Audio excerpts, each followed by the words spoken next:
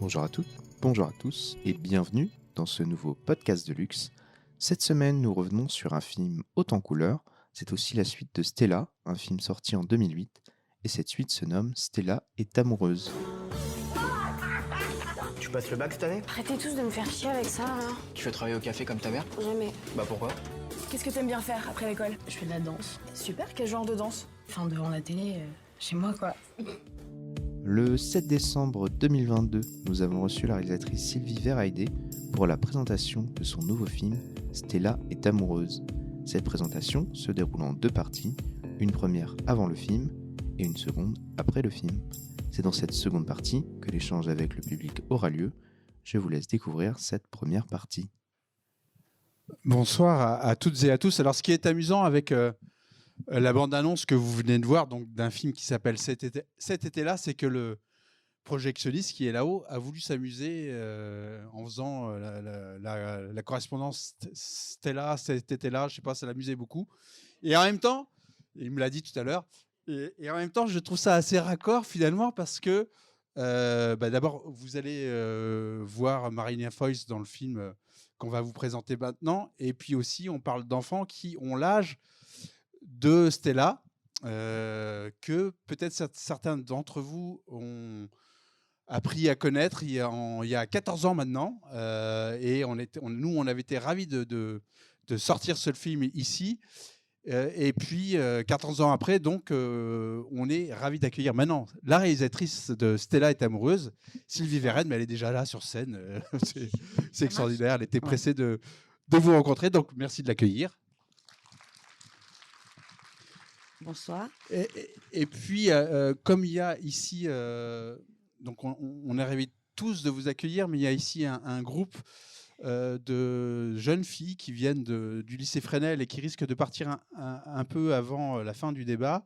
On s'est dit qu'on prendra un peu de temps pour notamment reparler de Stella, parce que je pense que du coup, il n'y a pas beaucoup d'entre vous qui ont vu le film, et échanger quelques mots. Alors, Bruno Romy est là, c'est lui. Bonjour.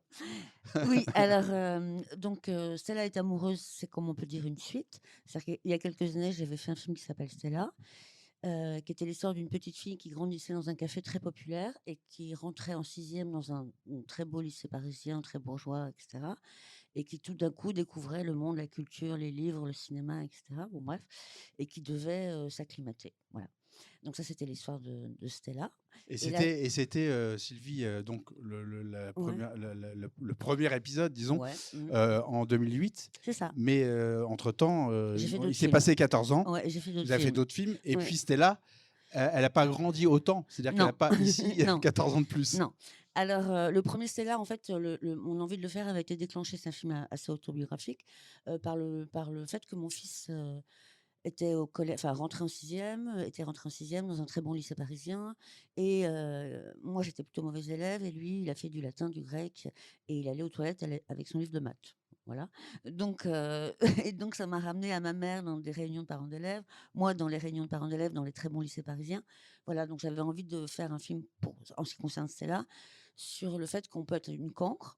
J'étais pas une très bonne élève, mais en même temps, le fait d'aller dans un bon lycée et la mixité sociale m'a permis, moi, de découvrir la culture. Donc voilà. Et pour celui-là, en fait, je pensais pas faire une suite. Et en même temps, donc dans celui que vous allez voir, c'est l'année de terminale, c'est l'année du bac. Et l'année du bac, en fait, le personnage principal, c'est là, donc toujours, donc elle a fait toute sa scolarité dans ce lycée. Et en fait, l'année du bac, lui fait prendre conscience qu'elle n'est pas vraiment comme ses copines. Elle n'est plus comme ses parents, elle n'est pas non plus vraiment comme ses copines, alors qu'elle pensait être comme ses copines. Mais voilà, avec l'enjeu du bac, ses copines, ses parents ont pensé à elle. Voilà, enfin, il y a un avenir qui s'appelle Cannes, Hippocane, les grandes écoles, etc. Pour mes parents, le projet, c'était serveuse, puis ensuite, si tout va bien, acheter un café, etc. Ça a été pire, alors cinéaste, c'est encore pire que tout ça. Ouais. Bon, bref. Et donc, N'est-ce pas, Bruno?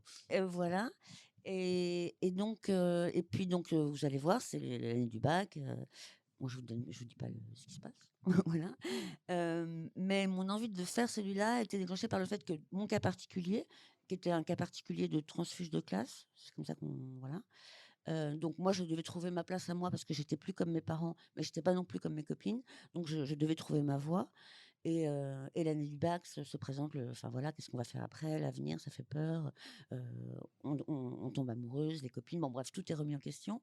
Et mon cas particulier de transfuge de classe, en fait, j'ai eu envie de faire un film qui relie ma génération et la nouvelle génération, où sans être dans une situation sociale particulière, j'ai l'impression que cette nouvelle génération, enfin tous les ados doivent trouver leur place, parce qu'en fait, ils ont un peu le monde à réinventer, voire le monde à réparer, et que voilà, je voulais faire le pont entre ma génération et la nouvelle génération.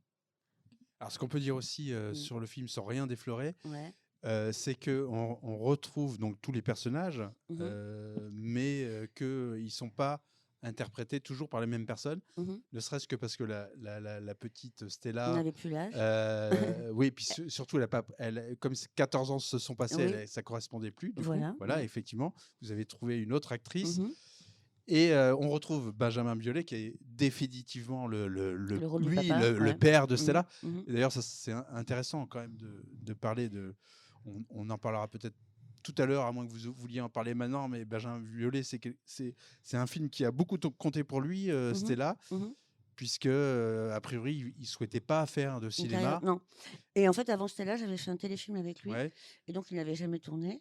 Donc, en fait, il a commencé le cinéma avec moi. Donc, du coup, Et on maintenant, il a une garde filmographie très importante. Oui, oui. Mm. Et c'est vous qui l'avez vraiment Découvert. découvert, surtout. Non, je rigole. Non, mais, Rassuré ouais, par rapport au cinéma. Moi, je me souviens de ça en 2008. oui. Enfin, Euh, je l'avais donné il aussi. avait, il avait besoin d'être accompagné, en fait. C'est ça. Et bon, Ouais. voilà. Donc, Voilà, il est resté fidèle. exactement. En revanche, la mère a changé. Oui, parce qu'en fait, comme j'ai changé d'héroïne, j'ai bâti mon casting à partir de la nouvelle Stella, que j'ai trouvée par casting, enfin voilà. Et donc, je voulais trouver une maman enfin, que ça puisse coller, en fait, voilà. Et je trouvais que Marina et Flavie, qui jouent dans le film, Stella, avaient quelque chose en commun, en fait, un côté un peu d'oreille, comme ça, avec de la tendresse. Et les deux, ça marchait, donc voilà. Et aussi, je voulais aussi rendre hommage à ma maman, qui a beaucoup d'humour. Voilà, qui a beaucoup de répartie parce qu'elle tenait un bar, donc voilà. Et Marina a ça aussi. Voilà. D'où le choix de Marina. Donc, est-ce que vous voulez Bah, rajouter quelque regardez le chose film, quoi, avant hein. Oui. Donc, Non. on va vous laisser avec le film. Je pense qu'on n'a rien défloré. Là, vous Non, avez pas encore trop. beaucoup de choses à découvrir. Voilà. Bon, Donc, on vous souhaite bonne projection, une et bonne puis projection et à tout à l'heure. à tout à l'heure. C'est la fin de cette première partie. Le public est en salle et découvre le film Stella. Je vous laisse maintenant découvrir la seconde partie avec les réactions du public et diverses questions sur les choix de réalisation. Donc, on va laisser le générique défiler, mais on va commencer avec vous parce qu'il est un peu tard et puis certains d'entre vous doivent partir. Alors, j'ai un micro, donc n'hésitez pas à me faire signe si vous souhaitez prendre la parole, poser une question, donner un avis. Mais peut-être qu'on va commencer tous les deux, Sylvie, Ouais. en parlant de ce personnage. Mhm. Donc, si je me souviens bien de Stella, il avait déjà un côté autobiographique. Est-ce que Mhm. le personnage de Stella qu'on voit là Mhm. a conservé ce côté autobiographie, pardon, Mhm. sachant qu'on se situe quand même dans les années 85, 84, ouais. Mhm. mais que vous avez voulu qu'il ait quelque chose d'un peu et de Actuel. très contemporain qui puisse s'adresser d'ailleurs aux jeunes qui sont dans la salle. Oui, enfin, c'est pas ça, c'est que en gros, donc c'est un film autobiographique, c'est-à-dire que les faits voilà, c'est des faits réels. Après, quand on écrit un scénario, et comme c'est pas mon premier film, bah voilà, on fait une fiction, ça devient un personnage. Même si les faits sont réels, la manière de les agencer, de créer une dramaturgie, ça devient un scénario. Voilà. Après, pour ce qui est évidemment, c'est un film d'époque, et en même temps, c'est un film aussi sur l'adolescence, et dans ce que ça peut avoir aussi d'intemporel et d'universel. C'est-à-dire que, par exemple, pour l'époque, moi, je me suis chargée de l'époque. Donc, les costumes, la musique, la déco, le fait qu'ils fument en classe, bon, tout ça, c'est l'époque. C'est l'époque, mais en même temps, pour les actrices, par exemple, je leur répétais pas tous les jours que c'était un film d'époque. Donc, elles se les laissaient au plus près de ce qu'elles ressentaient, elles, sans leur rappeler que c'était un film d'époque. elles avaient juste comme contrainte, il y a pas beaucoup d'improvisation, mais elles avaient comme contrainte de pas rajouter des mots d'aujourd'hui, genre frère, gros, tout ça, elles avaient pas le droit. Ce qui est pas simple, hein, Non, c'est pas finalement. simple, non. Oui, parce qu'il faut du coup apprendre les. Et du coup, vous voyez, je viens de dire du coup, Ouais. qui est Ouais. une expression de notre époque, pardon. Mmh. Mais il faut apprendre le dialogue sans Ah rajouter voilà, effectivement exactement. Sans rajouter, voilà, des petits mots ou alors si elle voulait rajouter des petits mots, il fallait vraiment faire attention à ce que ce soit pas daté. Voilà. Donc voilà, donc comment dire? Après ce que je voulais, bon, je parle, hein, comme ça, je parle, bon. Après ce que je voulais, c'est pas faire un film avec, une adulte qui filme en surplomb une adolescente, mais c'était vraiment me retrouver dans la tête d'une adolescente, c'est-à-dire que, heu, avec un truc de comment dire? De l'énergie de l'adolescence, la rapidité de l'adolescence, enfin voilà, enfin et aussi le truc de prendre tous les éléments et sans vraiment faire le tri et avec l'ascenseur émotionnel qu'on a à cet âge-là souvent. C'est-à-dire que le mercredi, on est super contente, le mardi, c'est la déprime et cetera et aussi de pas savoir ranger encore vraiment ce qui est important, ce qui est pas important, que tout est un peu au même niveau. Enfin, cette espèce de tourbillon, de confusion, de la découverte de l'amour, de la peur de l'avenir, voilà, tout ça. Ah, Mmh. pardon. Ouais, vas-y. Non et donc ce que je disais, vraiment dans sa tête à elle, quoi, voilà. Alors, ce qui est étonnant, c'est que vous dites que c'est quelque chose qui est autobiographique, Mmh. puisque tout est réel, Mmh. et en même temps, vous n'en faites pas spécialement un personnage très Sympathique. sympathique. Mmh. Alors, ça questionne par rapport à ce que vous pensez de vous-même, finalement. Non, pas du tout, c'est qu'en fait, souvent, on a eu beaucoup de récits, autobiographiques, enfin ou de parcours initiatiques de jeunes garçons. Voilà, souvent parce que, bon, il y avait beaucoup de réalisateurs garçons. Ou alors on a eu des récits de jeunes filles, mais faits par des messieurs. C'est-à-dire que, La Boum, par exemple, c'est Claude Pinoteau, c'est un monsieur, quoi, voilà. Et donc, comme moi je suis une fille, en fait, je n'ai pas le côté, je fantasme pas les jeunes filles, enfin les filles.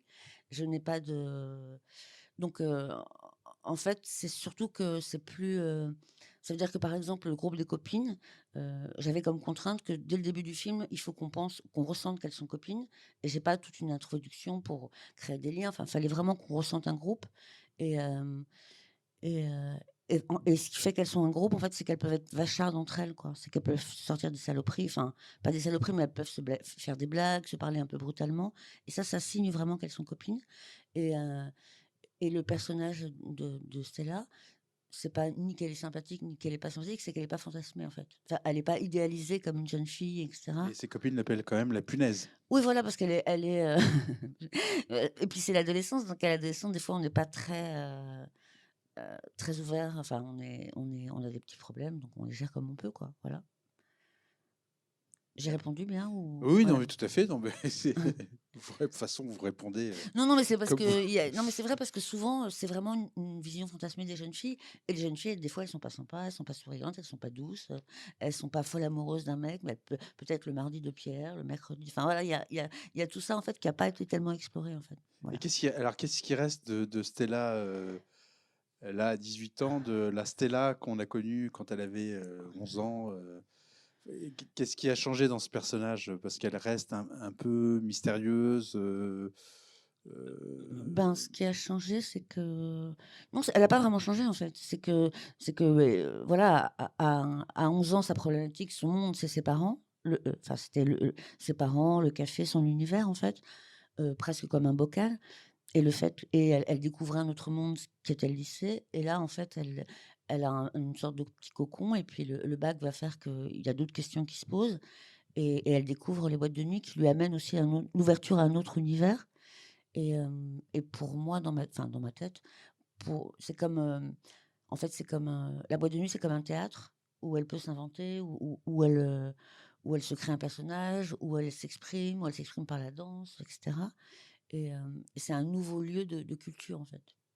Oui, Enfin, parce que le point commun, effectivement, c'est que le point commun, c'est ça, c'est qu'effectivement, dans Stella, il y avait le bar qui était son finalement univers univers théâtral aussi ouais. un peu, où Oui, elle complètement, pouvait se complètement mettre en scène. Et puis là, effectivement, et il y a des la points boîte de communs. nuit où elle se réinvente C'est ça. et où nous-mêmes, spectateurs, on la découvre finalement, parce que vous accordez beaucoup d'importance à la musique dans cette boîte de nuit, on peut en parler, et aussi à la photographie dans la boîte de nuit, avec tout un travail sur les couleurs qui, a priori, sont là pour nous décrire un peu le personnage quand même. C'est ça. En fait, comment dire? Oui, enfin, pour elle, les boîtes de nuit, en fait, en fait, comme c'est l'année où elle doit trouver sa propre place, elle peut pas vraiment suivre ses copines, elle peut pas vraiment suivre ses parents, enfin voilà. Donc elle doit trouver ce qu'elle est, ce qui lui plaît, ce qui lui voilà. Et tout d'un coup, dans les boîtes de nuit, elle découvre que ce dont elle pouvait avoir honte avant, c'est-à-dire le milieu de ses parents, où il y a peu de mots, enfin voilà, un milieu où voilà, enfin, ou en tous les cas, dans le lycée dans lequel elle a évolué, elle avait un peu honte de ses parents et tout d'un coup, elle découvre dans les boîtes de nuit que, en fait, elle y a appris plein de choses dans ce bar avec ses parents, dans le milieu avec ses parents. C'est-à-dire que je décris les boîtes de nuit comme, elle ne veut voir que le bon côté des boîtes de nuit, alors que, enfin, tout le monde sait, moi-même, hein, que, enfin, une jeune fille à 17 ans dans une boîte de nuit, c'est pas forcément l'endroit idéal pour une jeune fille, qu'il y a tout un aspect sombre qui est rappelé par le personnage de Sophia, qui va finalement être en décrochage scolaire, etc.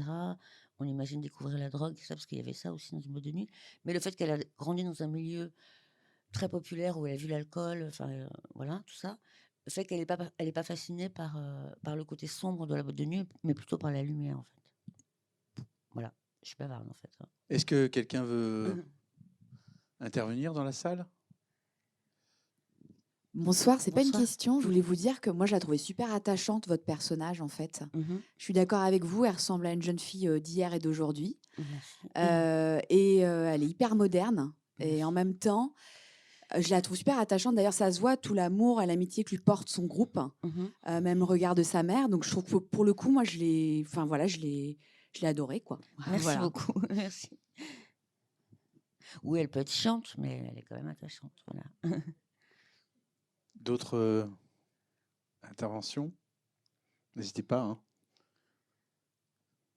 Donc, alors, ça a été tourné réellement dans les fameux bains bains-douches. douches, voilà. Oui, qui ont été transformés.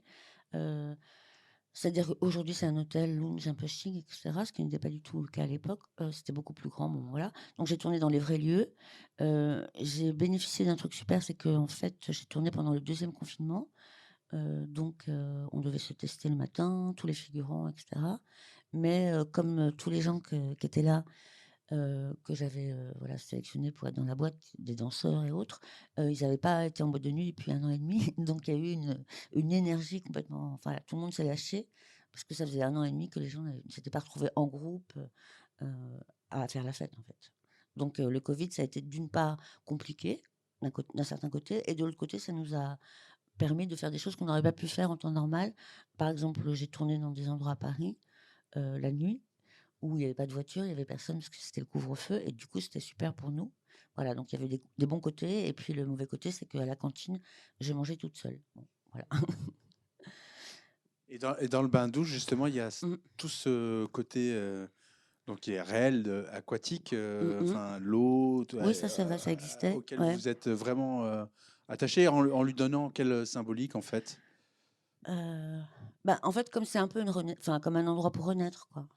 Enfin bon, après, enfin un truc aquatique. Voilà. Après, la boîte de nuit suit un peu l'évolution de Stella, c'est-à-dire que c'est pas une boîte de nuit pour illustrer ou juste pour faire des passages de danse, enfin pour filmer des passages de danse, bien que j'aime beaucoup la danse, mais c'est aussi on suit son évolution. Donc elle a peur, elle trouve ça beau, elle tombe amoureuse. Enfin voilà, c'est et en même temps, la boîte de nuit, ça peut être des fois, ça peut être glauque.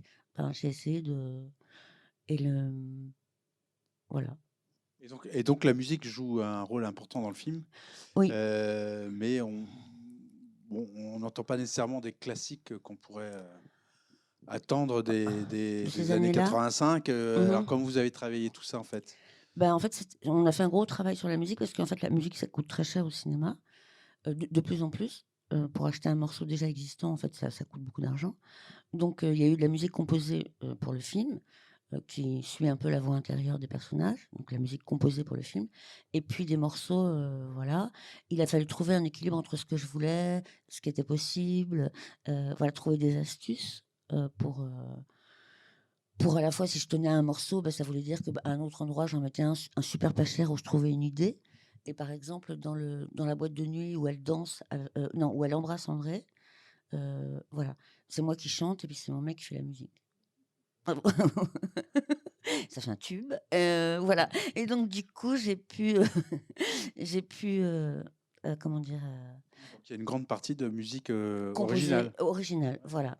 Et quelques tubes pour montrer, pour l'époque, immédiatement, ça nous emporte dans les années 80, et puis c'est des tubes, donc ça entraîne, voilà. Mais ça a été compliqué, oui.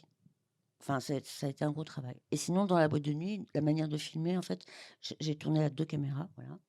Donc une caméra à l'épaule et une caméra qu'on appelle un steadicam, où en fait ça fait des mouvements très fluides, etc. Et donc ça, c'est des plans qu'on doit un peu répéter parce que c'est un peu chorégraphié.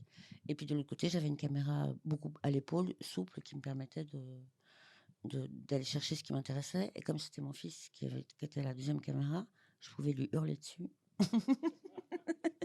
Le fils était partout, alors si j'ai bien compris, il était à la fois au scénario, et au montage, oui. à la Steadicam, au montage.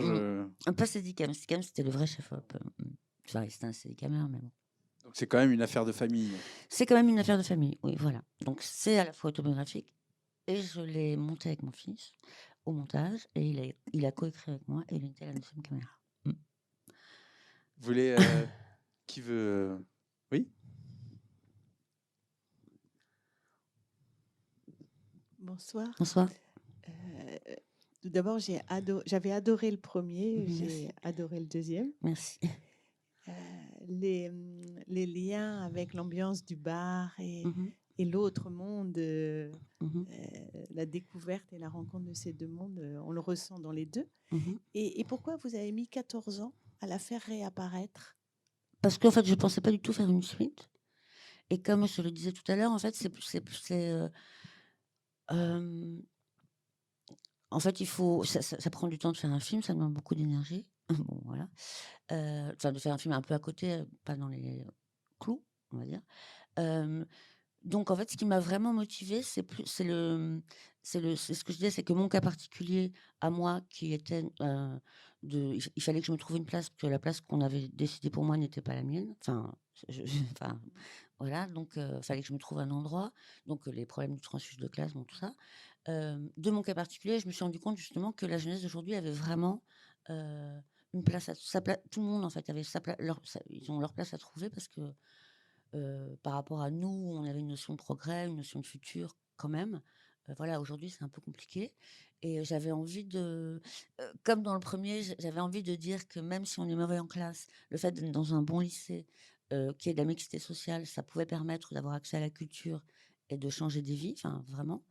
C'est mon côté militante, on va dire. Enfin, voilà, et là, j'avais envie de dire à la nouvelle génération que, voilà, il faut un peu combattre. Des fois, il faut tracer. Des fois, il faut laisser ses copines en dehors de la boîte. C'est pas sympa. Mais bon, que voilà, on peut passer les épreuves et qu'il faut chercher, quoi. Enfin, transmettre cette énergie, voilà. D'ailleurs, il y a plein de jeunes filles dans la salle. Je ne sais pas, vous ne voulez pas intervenir, nous dire votre avis, ce que vous avez ressenti par rapport au personnage? Ouais. Bonjour. J'ai une question. Ouais. Je voulais savoir s'il y avait une signification particulière par rapport ou des symboliques particulières par rapport au choix de la colorimétrie, que ce soit dans les lumières ou dans le costume de Stella. Parce qu'il y a des couleurs qui reviennent, je trouve, assez régulièrement. Alors, comment dire alors, déjà, pour trouver la signature du film, en fait, avec mon chef opérateur, on a regardé des photos, etc. Donc, voilà, il y a mes souvenirs et puis il y a aussi ce qu'on a aimé, les photographes, etc. Il y a ça. Il y a aussi le fait que donc on avait envie de retrouver un peu une image 80, quoi. Sans être trop voilà. Et après pour les jeunes qui vont nous abandonner malheureusement. Au revoir. Bonne soirée, merci. Merci. J'espère que ça vous a plu et que vous en parlerez autour de vous. Ouais, merci. Qu'est-ce qu'on disait? Oui, donc il y a retrouver l'époque, etc. Il y a dans la boîte de nuit un peu, transmettre ce que c'est qu'une boîte de nuit et en même temps suivre un peu son évolution à elle. Donc des fois c'est bleu, des fois c'est avec toutes ses copines c'est rouge parce que c'est l'euphorie, enfin voilà des choses comme ça. Et puis après dans les costumes, en fait, comme c'est un film qui n'a pas coûté trop cher, en fait toutes les fringues c'est les miennes. Voilà. Donc, et c'est des fripes en fait, et puis c'est mes fringues, enfin, parce qu'on faisait la même taille avec Flavie, et même avec les autres, même la même pointure de chaussures. Donc, voilà. Et au fil des années, j'ai une collection de chaussures vintage. Bon, tout ça, bon, on s'en fout, mais bon, voilà. Et après, par exemple, et comme c'est une époque, enfin, je suis pas nostalgique, mais à cette époque-là, les bains-douches, c'était un endroit où il y avait vraiment tout se mélangeait, c'est-à-dire que je crois que ça existe beaucoup moins aujourd'hui. C'est-à-dire qu'il y avait à la fois le lundi du rock ou du rap ou enfin, et des riches, des pauvres, et que pour rentrer, en fait, il suffisait pas d'être habillé en Gucci des pieds à la tête et de dépenser beaucoup d'argent. Il fallait juste avoir un peu de style. Donc le style comptait beaucoup à l'époque. Le style qui venait de la rue, en fait, pas le style qu'on achetait, voilà, dans les grandes marques. Et ça créait cette énergie-là où vraiment on pouvait croiser plein de gens, des célébrités, des pas célèbres, des gens de banlieue, des gens vraiment de tous les milieux. Alors qu'aujourd'hui, c'est vrai que les gens sont un peu segmentés par clan. Donc il y a les boîtes gays, les boîtes lesbiennes, les boîtes rap, les boîtes rock. Voilà, à l'époque, tout se mélangeait. Et je dis ça pour en revenir au costume, parce que en fait, il fallait juste avoir un look, ce qui était une entrée. Et après, par exemple, quand elle est habillée en rouge et avec les collants en rouge, là, bon, ça c'est Godard. Voilà, je le dis.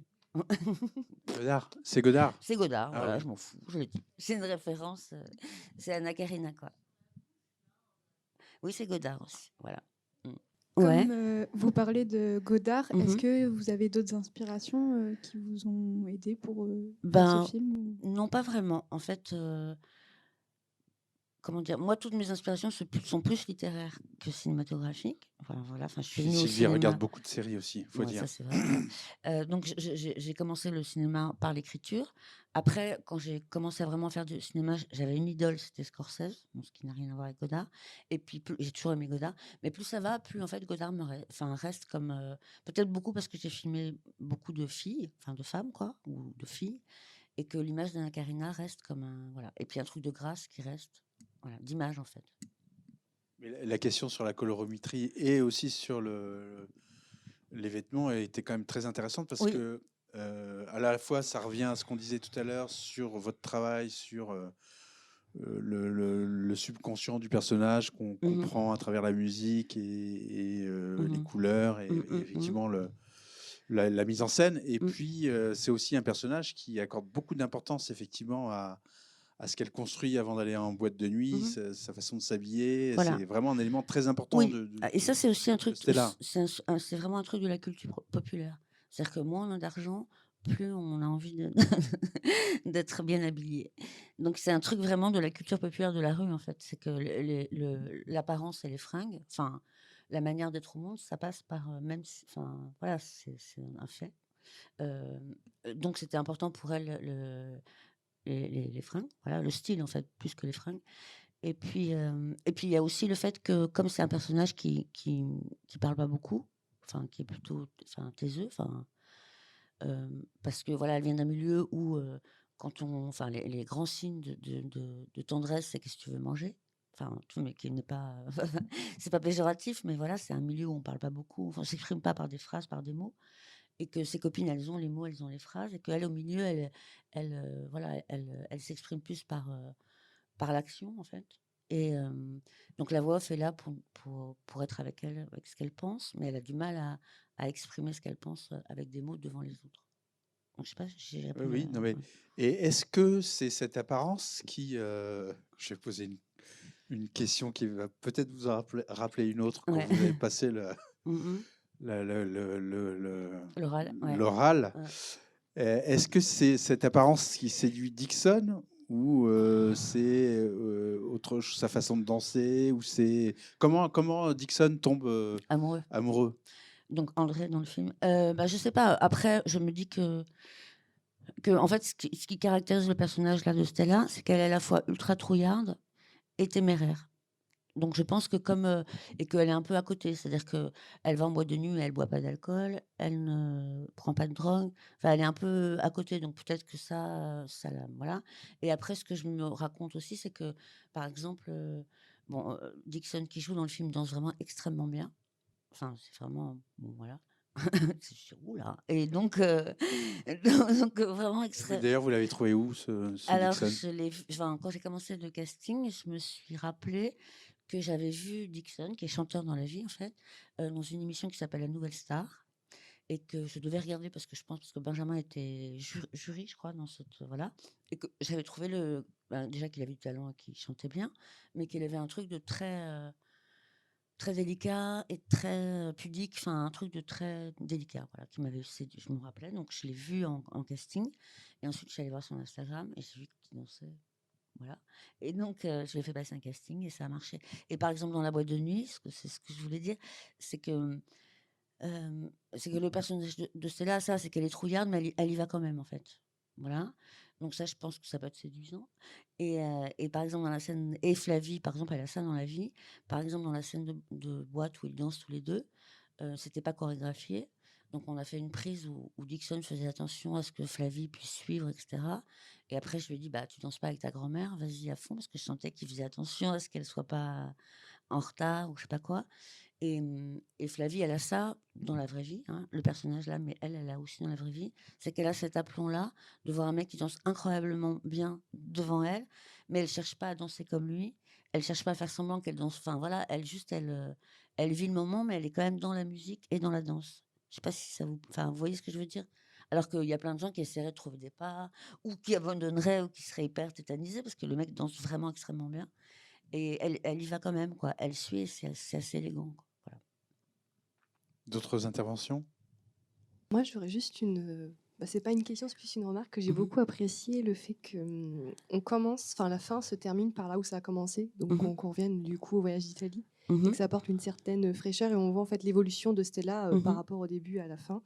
Je trouvais ça vraiment super. Même si le film est incroyable, j'ai bien aimé le fait que ça boucle la fin. D'accord, bah oui. Bah après, je voulais faire une fin ouverte, c'est-à-dire que elle a pas tout gagné, elle a pas, voilà, mais elle a quand même passé des épreuves, quoi. Puis après, voilà. Oui, parce qu'on ne sait pas si elle est vraiment amoureuse de Dixon, en fait. Est-ce qu'elle est vraiment Ah amoureuse si, elle de est vraiment, mais Dixon? après, bon, après, il y a la vie, quoi. Il y a la Et vie, il n'y a il y a pas qu'un amour. l'Italie. Hein oui, Et enfin, d'ailleurs, bon, Dixon, voilà. c'est un personnage un peu finalement inattendu parce que en fait, En dehors des clichés, vous voulez oui, dire? c'est ça, il est totalement en dehors des clichés. Enfin, il danse remarquablement bien, mais on pourrait s'attendre à un autre personnage. Et en fait, lui-même est un peu bourgeois, Très, très comme bourgeois, le très reste des cultivé, amis très bourgeois, ouais. ouais, donc C'est elle la pauvre, en fait. oui, c'est ça. Alors, c'était volontaire donc de créer un Ça, personnage c'est un peu. autobiographique, vous voyez. Donc, je me suis même pas posé la question. Mais ça tombe bien. D'autres. On peut aussi s'arrêter là. Et puis, Ouais. Sylvie est encore là dans le couloir. Dans le hall. Si vous êtes un peu timide, si vous n'osez pas lui parler, elle sera ravie de vous accueillir dans le hall. En tout cas, ce qu'on peut rappeler, c'est que le film sort le 14 décembre. Qu'on remercie beaucoup le distributeur KMBO qui est représenté ce soir. Merci. Et ben, écoutez, oui. Question. L'affiche est magnifique, n'est-ce pas? Ah bah ouais. Ah oui, non mais ça je me la réserve, l'affiche avec autographe. Là, il faudra. Non, là, je pense que malheureusement, peut-être il y a pas un document à l'entrée qu'on peut, il me semble. Hein. On va regarder ça. On va regarder ça. Oui. Bon, dans le couloir. Sinon, Sylvie adore les selfies. Donc, bon, mais merci beaucoup à toutes et à tous. Merci. Et puis bon, bonne fin de soirée. Merci. C'est ainsi que se termine cette rencontre. Retrouvez le film en salle depuis le 14 décembre 2022 et retrouvez-nous sur les réseaux Facebook et Instagram ou bien directement pour une prochaine rencontre luxe en salle.